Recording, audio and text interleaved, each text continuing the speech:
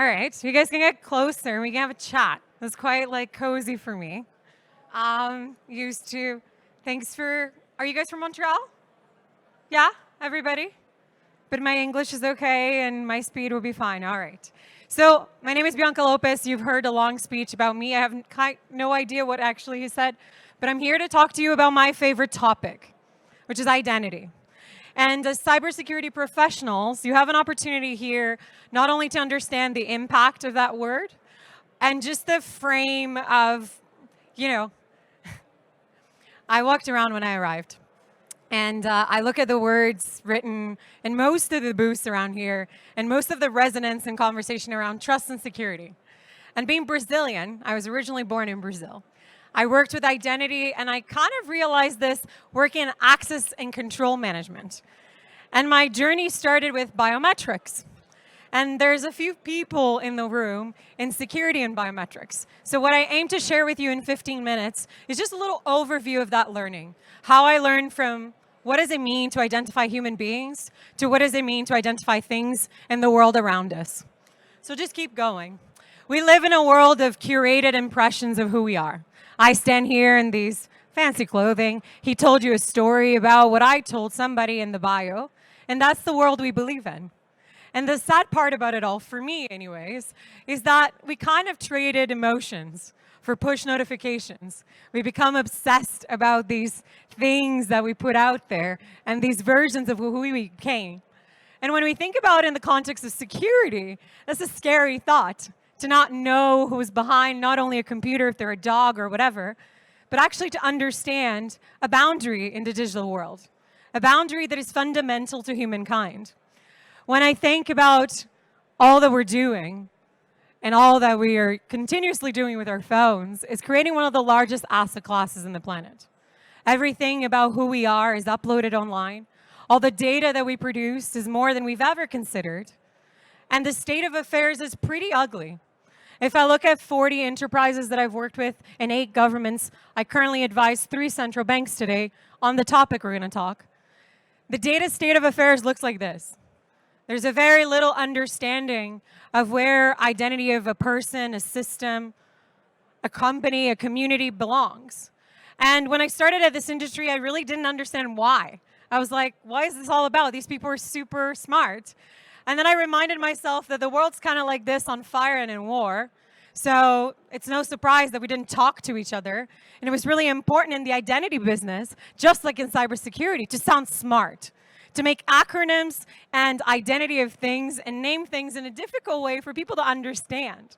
So let me tell you what I've learned.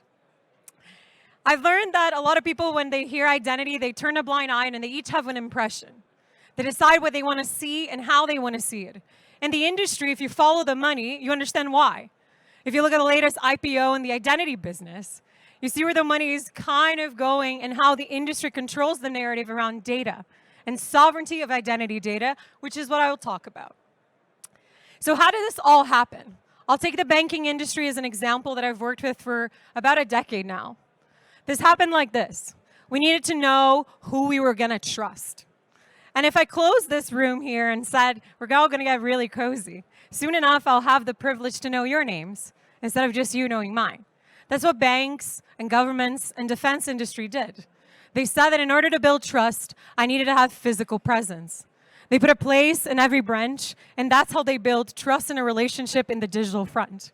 That's how they identified their branch managers and created relationships of data. That went to things like call centers and mobile banking.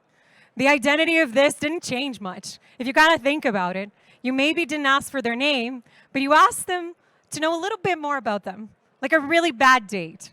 You said, what's the name of your favorite food? Or what's the name of your dog? And now I'm going to spend the next 20 years, this wonderful relationship we build of trust in the banking industry, asking you the exact same question. What's the name of your dog? What's the name of your food? And as this progressed, what progressed also was that curated impression of who I am. I posted the name of my dog, the name of my food.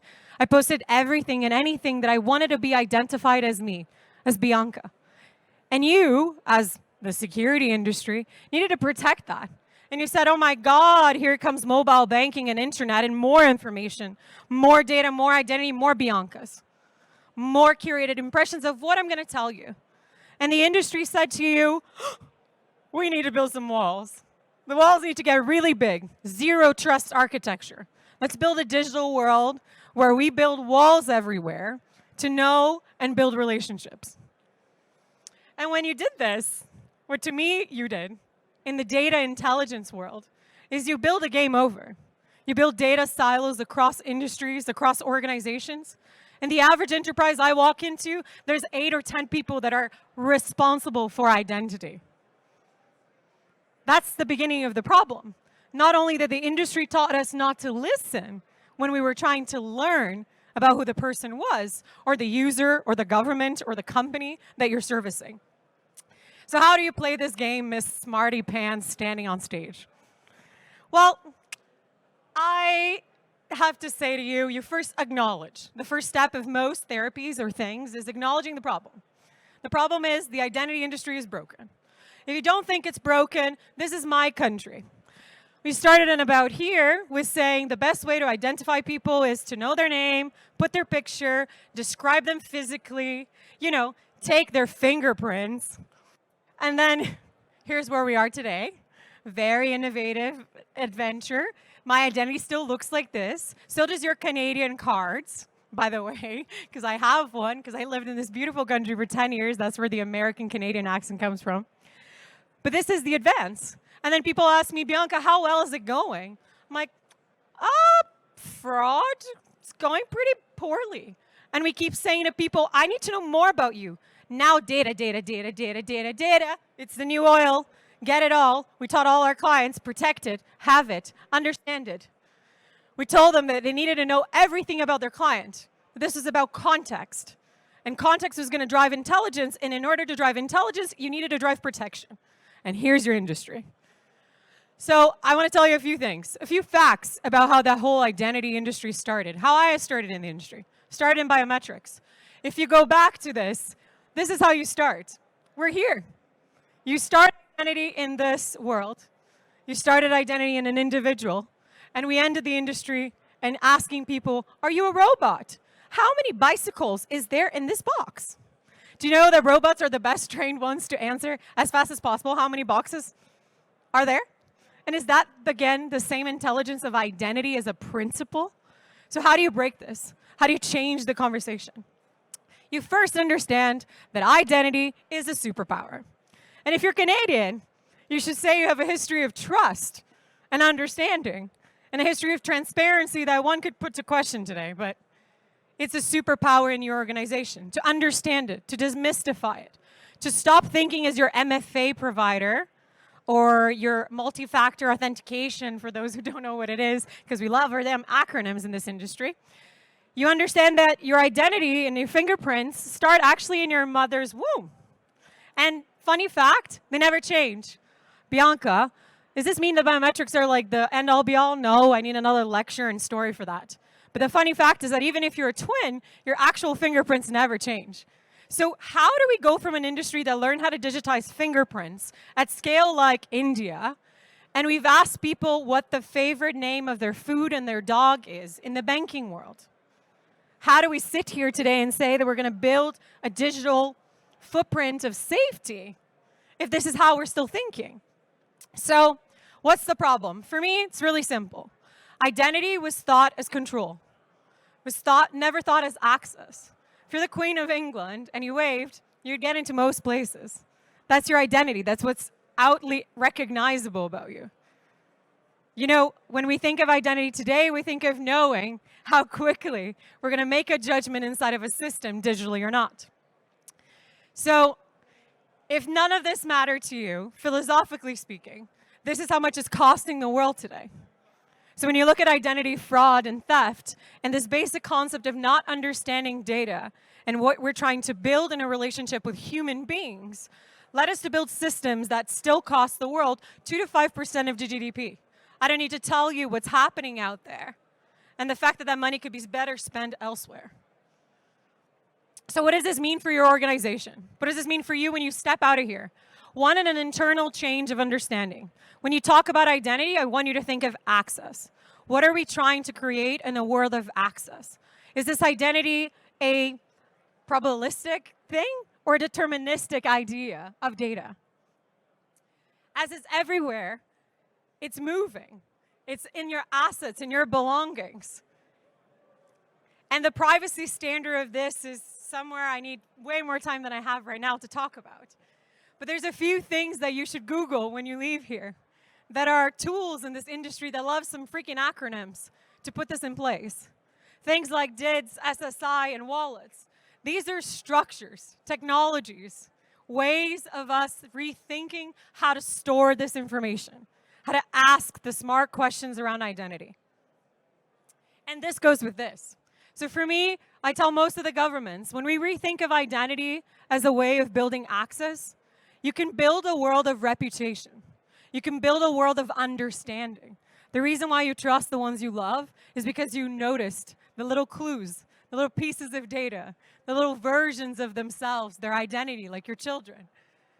They left you, they're in the ether today. So when we think about all of these active, valuable things, who owns them?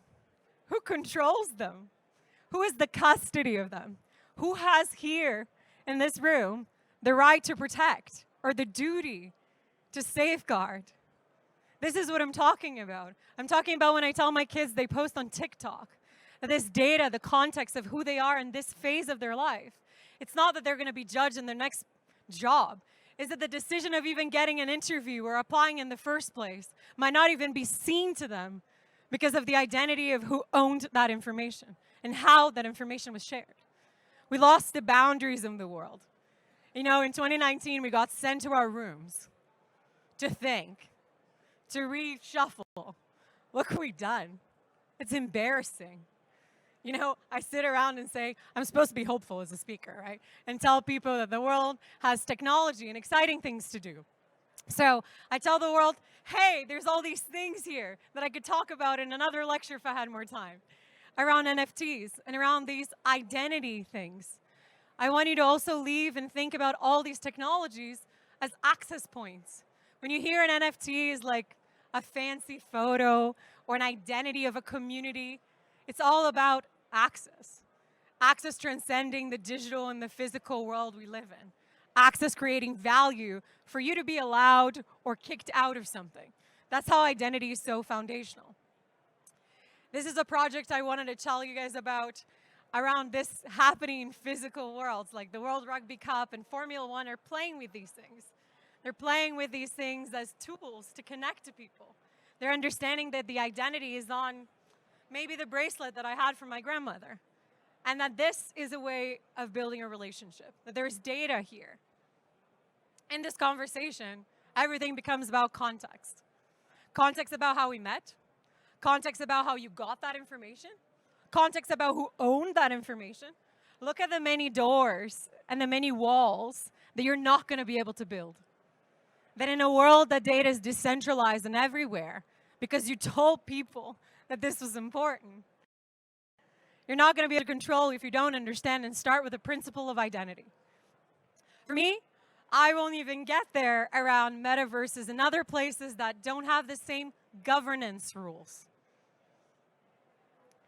And if this wasn't enough, the world decided to say, I don't want to just identify my people in a digital context. I'll also re-identify money in a digital context. Way too much to go through here. And that money led me to some work in identity in this space of sustainability. A lot of this becomes, why do you do this, Bianca? Why do you care about people understanding what DIDs are or self-sovereign identity? Why am I standing here telling you to question who owns the data? Where is the data? Where did the data start to become relevant? It's only relevant if it's identified. It's only relevant if there's context, if there's humans, companies. All we talk about in the world of sustainability is the power you have to drive accountability in this industry. I fell in love with identity to identify humans to do banking transactions. That's how my career started. I was selling biometric hardware. And then I realized that this is about people, that this is about the planet. And in Canada, Things like protecting, security, accountability, identity of who's the farm, where's the farm from. You know, the first lesson we were supposed to learn when we got sent to our rooms is that there's no boundaries.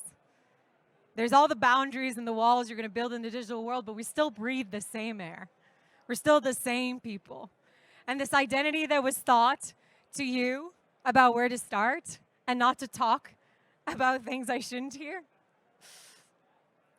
is that it's your superpower. My identity made me make my career choices. My identity made me stand up here to you and try to share with you in a very short window, a lot of information perhaps, about the role of understanding what it means to build digital data relationships online. They start with knowing who you're dealing with and how you're going to use this information. It's much more than the industry has made you believe. And your role in protecting it is one of custodianship. It's one of stewardship and care.